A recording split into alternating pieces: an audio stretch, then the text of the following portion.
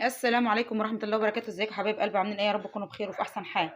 جاي لكم فيديو جديد النهارده، يا رب الفيديو ينال اعجابكم. بالله عليكم حبايب قلبي اللي ما اشتركش في القناه يشترك، فعل زر الجرس على الكل عشان يوصلكم كل جديد من قناتي، قناه ام ليلى. النهارده حبايب قلبي اختي عندي النهارده هي واخواتها، فقلت بقى اجهز حاجه للغدا. هي حاجه خفيفه يعني، مانيش عامله حاجه تقيله ولا حاجه. هنعمل فراخ مشويه وهنعمل محشي ايه خاص على كروم على سالق. فنبدا يا حبايب قلبي اجهز بقى الخلطه بتاعه المحشي.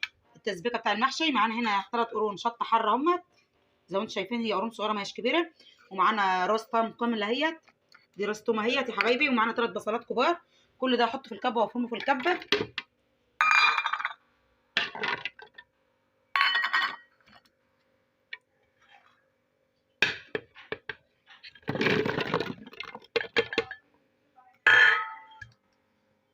زي ما انتم شايفين يا حبايب قلبي، خلاص فرمت الفلفل والبصل والثوم، فرمت كله في الكبه على بعضه اهوت. وحطيت الماده الدهنيه بتاعته في قلب الحله. وهنبدا نضيف ايه البصل والثوم والحاجه بتاعته.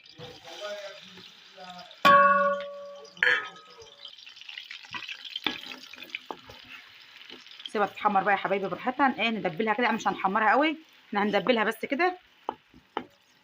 سيبها تتدبل بس براحتها.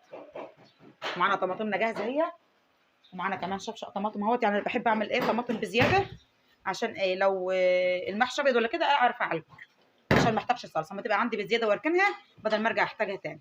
نبدا بقى نجهز البهارات بتاعتنا والملح على ما البصله تحمر بس. خلاص يا حبايب قلبي كده، خلاص طبلنا البصله بتاعتنا اهيت بالثوم بالفلفل. نبدا بقى نضيف الطماطم بتاعتنا. بسم الله الرحمن الرحيم.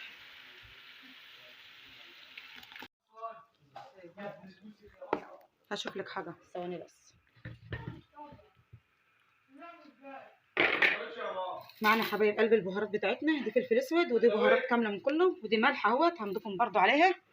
وهنضيف معلقه سكر، هجيب بس معلقه سكر هضيفها عليها عشان بس ايه ما يبقاش المحشي بتاعنا يبقى حامي ويحرق في الصدر وكده. معلقه السكر دي اساسيه بنحطها في المحشي بتاعنا عشان ايه الحرقه بتاعته بتبقى في المحشي دي ما يبقاش فيه حرقه في الصدر او حاجه. وبعدين هنضيف عليه بنجريه صغيره برده في الطماطم. البنجر مسكر برده وبيخلي طعم المحشي حلو، ما بيبقاش فيه اي حاجه لاسعه ولا اي حاجه. هنضيف كمان يا حبايب قلبي مكعب مرقه اهوت. معانا مكعب مرقه دجاجه هنضيفه، ومعلقه السكر اللي انا قلت لكم عليها. يبقى خلاص كده حطينا حاجه الصلصه بتاعتنا كلها على بعضها اهيت، وهنسيبها تستوي مع نفسها على ما نجهز الرز ونجهز الحاجه بتاعتنا.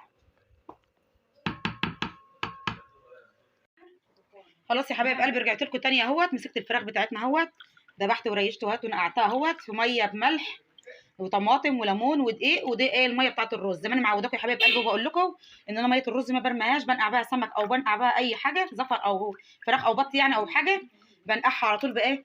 ما برميش ميه الرز لان ميه الرز دي حلوه جدا جدا، بتنضف الحاجه بتاعتك من الزفار. فانا حطيت ملح عشان يشد جسم الفراخ وليمون وطماطم ودقيق اهوت وميه الرز. انا قعدتهم في ميه الرز اسيبهم يتنقعوا شويه على ما نجهز ايه المحشي بتاعنا. معانا هنا برده غسلنا الرز بتاعنا ونشف خلاص اهو. معايا ام هشام وام خالد اختي الصغيره بنعمل مع بعضنا اهوت. جهزنا الرز بتاعنا ناشف خلاص اهوت، اتغسل ونشف من الميه بتاعته. ودي الخضره بتاعتنا. عايزه تقول ايه ام هشام؟ ام هشام عايزه تسلم عليكم يا جماعه. ازيكم يا حبايبي؟ عاملين ايه؟ كل سنه وانتم طيبين يا رب. ام هشام بتقول لكم كل سنه وانتم طيبين يا حبايبي. وانتم طيبه يا ام هشام. معانا الخضره بتاعتنا يا حبايبي زي ما انتم شايفين كده، ده الشبت على كزبره بتاعنا اهو. والصلصه بتاعتنا خلاص بدات تتسبك اهي كده. خلاص هنبدا نلف المحشي بتاعنا.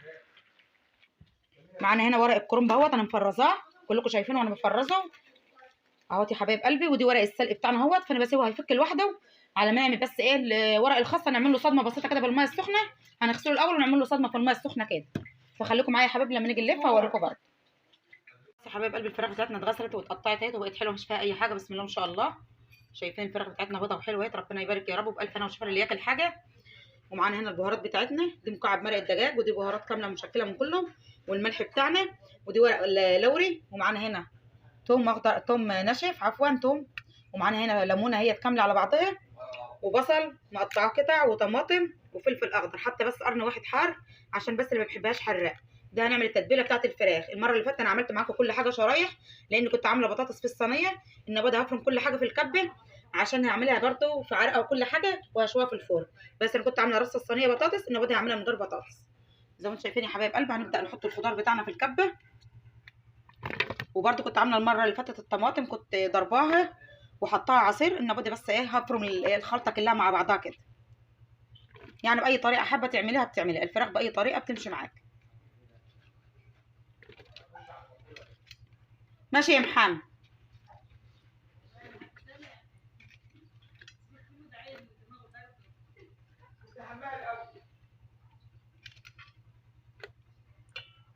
دي التوم والليمون يا حبايبي، ودي البهارات بتاعتنا كلنا نفرمهم مع بعض في الكبه. هفرم الحاجه دي وهرجع لكم. خلاص يا حبايب قلبي، ضربنا الخلطه بتاعتنا في الكبه. هنبدا بقى نرص الفراخ بتاعتنا. هنحشي كده تحت الجلد.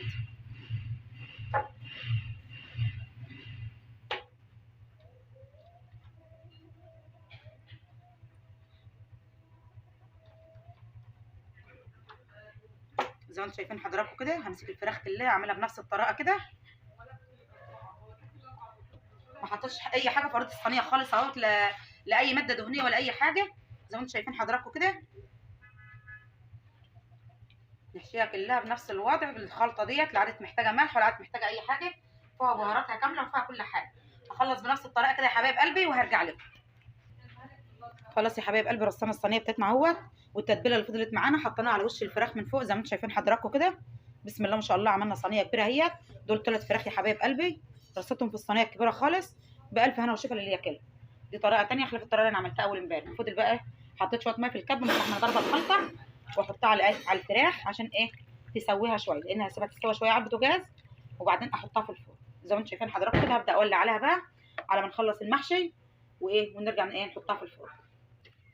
خلاص يا حبايبي اخواتي، قاعدين بيعملوا في المحشي اهوت. معانا ام هشام وام ليلى، ام خالد مش ام ليلى، هي اسمها ليلى، ام خالد اختي الصغيره. بيعملوا في المحشي معاكم. ام هشام انتوا كلكم عارفينها يعني متعودين عليه. هم بيلفوا في المحشي على ما انا اجهز الفراخ عشان نتلم مع بعض كده نتغدى ان شاء الله. زي ما انتم شايفين يا حبايب قلبي كده، خلاص خلصنا المحشي بتاعنا وخلصنا الفراخ اهي. الفراخ المشويه في الفرن البلدي زي ما انتم شايفين كده. زي ما انتم شايفين يا حبايب قلبي بسم الله ما شاء الله، شويتها في الفرن البلدي زي اللي كنت عاملاها قبل كده برده بنفس النظام. ومعاكم المحشي اهو يا حبايبي، وبألف هنا وشفا للي ياكل حاجه. وبكده حبايب قلبي اكون وصلت معاكم نهايه الفيديو بتاعنا النهارده. اشوفكم في فيديو جديد، والسلام عليكم ورحمه الله وبركاته.